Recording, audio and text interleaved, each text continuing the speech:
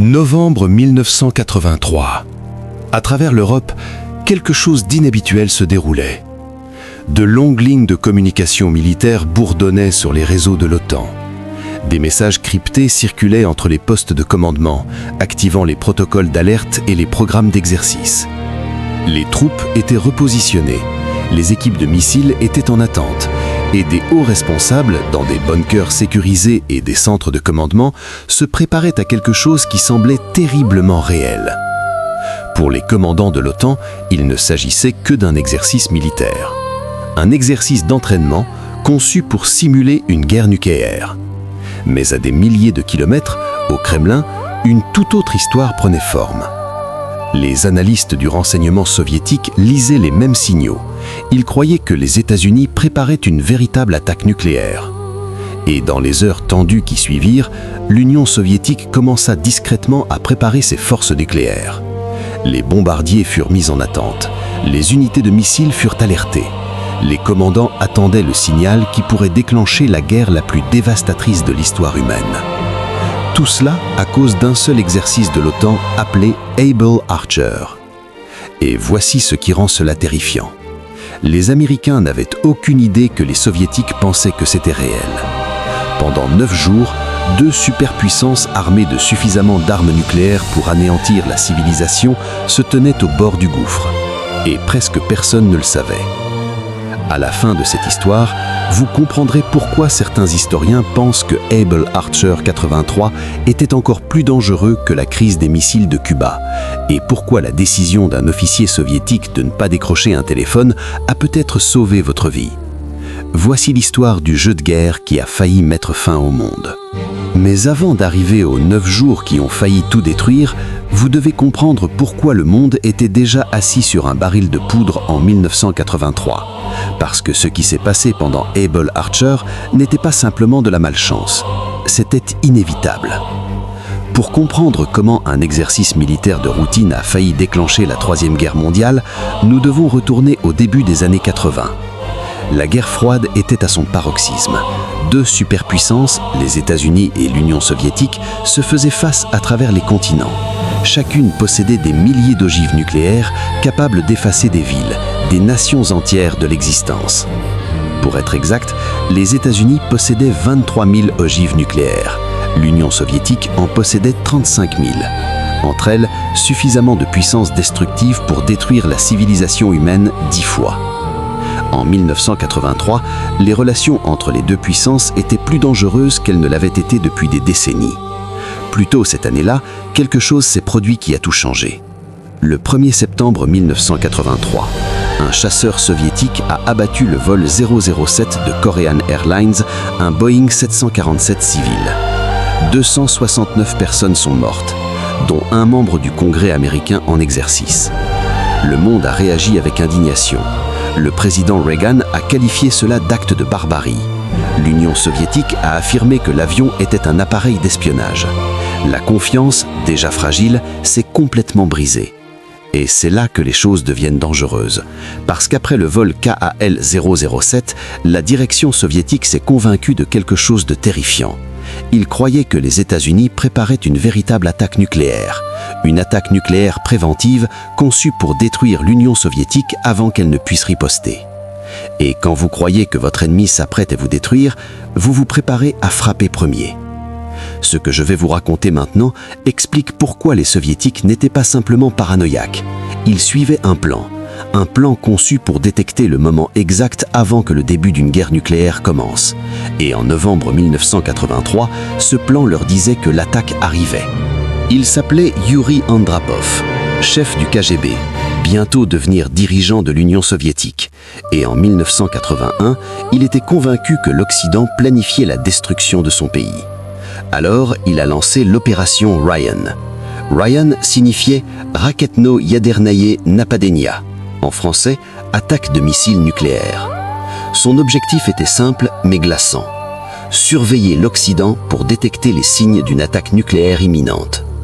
Les agents du renseignement soviétique en Europe, en Amérique du Nord et en Asie ont reçu des instructions spécifiques, surveiller toute activité inhabituelle. Ils surveillaient les bâtiments gouvernementaux.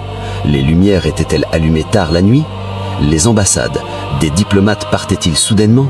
Les bases militaires, des troupes étaient-elles mobilisées? Les hôpitaux, les banques de sang étaient-elles approvisionnées? Parce que les soviétiques croyaient qu'avant de lancer une première attaque nucléaire, les gouvernements occidentaux prépareraient leur infrastructure civile. Mais voici le problème. L'opération Ryan ne détectait pas des menaces, elle les créait.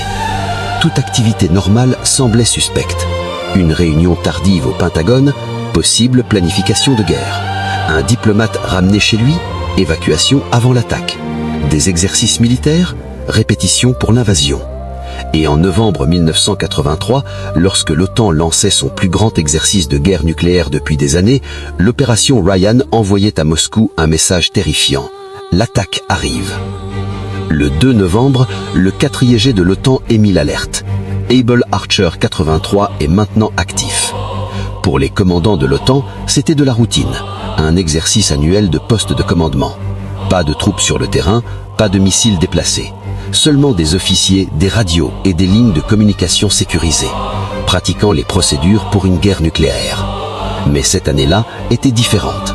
Able Archer 83 introduisait des éléments qui n'avaient jamais été utilisés avant. Pour la première fois, des systèmes de communication cryptés qui imitaient les véritables protocoles de lancement nucléaire. Des procédures de silence radio identiques à celles utilisées avant les attaques réelles. Le déplacement de la direction politique de l'OTAN vers des bunkers sécurisés. Et le mot dangereux de tous, une progression simulée à travers les niveaux d'alerte DEFCON. De DEFCON 5, temps de paix, au DEFCON 1, guerre nucléaire. Maintenant, imaginez que vous êtes un agent du renseignement soviétique surveillant les communications de l'OTAN et que soudain, vous voyez le trafic crypté augmenter, les centres de commandement s'activer, les dirigeants se déplacer vers les bunkers, les niveaux d'alerte monter. C'est là que tout devient dramatique, parce que depuis Moscou, Able Archer ne ressemblait pas à un exercice. Cela ressemblait au début de la Troisième Guerre mondiale. Le 5 novembre 1983, 4e jour d'Able Archer. À l'intérieur du quartier général du KGB sur la place Loubianka à Moscou, les analystes ont déposé des rapports urgents. Sujet, activité militaire de l'OTAN, possible préparation d'attaque. Les rapports ont remonté la chaîne, au ministre de la Défense Dmitri Oustinov, au chef du KGB Viktor Chebrikov, et enfin au secrétaire général soviétique Yuri Andropov. Et c'est là que le monde entre dans son moment le plus dangereux. Parce qu'Andropov mourait. Insuffisance rénale, à peine capable de quitter son lit d'hôpital, son jugement obscurci par la maladie et la peur. Et les rapports devant lui disaient tous la même chose. Les Américains se préparent peut-être à frapper. La réponse soviétique fut immédiate. Les avions à capacité nucléaire en Allemagne de l'Est et en Pologne furent placés en état d'alerte accrue. Les équiplages de bombardiers stratégiques furent briefés pour d'éventuelles missions de combat. Les unités de missiles à travers l'Union soviétique furent commandées. Les commandants attendaient le signal qui pourrait déclencher la guerre la plus dévastatrice de l'histoire humaine. Tout cela à cause d'un seul exercice de l'OTAN appelé Able Archer. Mais le voici ce qui rend cela terrifiant. Les Américains n'avaient aucune idée que les Soviétiques pensaient que c'était réel. Pendant 9 jours, 2 superpuissances armées de suffisamment d'armes nucléaires pour anéantir la civilisation se tenaient au bord du gouffre. Et presque personne ne le savait. Ce qui se passe maintenant dépend d'une chose. Une décision prise par un agent du renseignement soviétique à Londres qui a enfreint le protocole et a passé un coup de fil qui a tout changé. Le 8 novembre 1983, 7e jour d'Able Archer. À l'intérieur du quartier général du KGB sur la place Loubianka à Moscou, les analystes ont déposé des rapports urgents. Sujet, activité militaire de l'OTAN, possible préparation d'attaque. Les rapports ont remonté la chaîne, au ministre de la Défense Dmitri Oustinov, au chef du KGB Viktor Chebrikov, et enfin au secrétaire général soviétique Yuri Andropov. Et c'est là que le monde entre dans son moment le plus dangereux. Parce qu'Andropov mourait, insuffisance rénale, à peine capable de quitter son lit d'hôpital, son jugement obscurci par la maladie et la peur. Et les rapports devant lui disaient tous la même chose. Les Américains se préparent peut-être à frapper. La réponse soviétique fut immédiate. Les avions à capacité nucléaire en Allemagne de l'Est et en Pologne furent placés en état d'alerte accrue. Les équiplages de bombardiers stratégiques furent briefés pour d'éventuelles missions de combat. Les unités de missiles à travers l'Union soviétique furent commandées. Les commandants attendaient le signal qui pourrait déclencher la guerre la plus dévastatrice de l'histoire humaine. Tout cela à cause d'un seul exercice de l'OTAN appelé Able Archer. Mais le voici ce qui rend cela terrifiant. Les Américains n'avaient aucune idée que les Soviétiques pensaient que c'était réel. Pendant 9 jours, 2 superpuissances armées de suffisamment d'armes nucléaires pour anéantir la civilisation se tenaient au bord du gouffre. Et presque personne ne le savait. Ce qui se passe maintenant dépend d'une chose. Une décision prise par un agent du renseignement soviétique à Londres qui a enfreint le protocole et a passé un coup de fil qui a tout changé. Le 8 novembre 1983, 7e jour d'Able Archer. À l'intérieur du quartier général du KGB sur la place Loubianka à Moscou, les analystes ont déposé des rapports urgents. Sujet : activité militaire de l'OTAN, possible préparation d'attaque.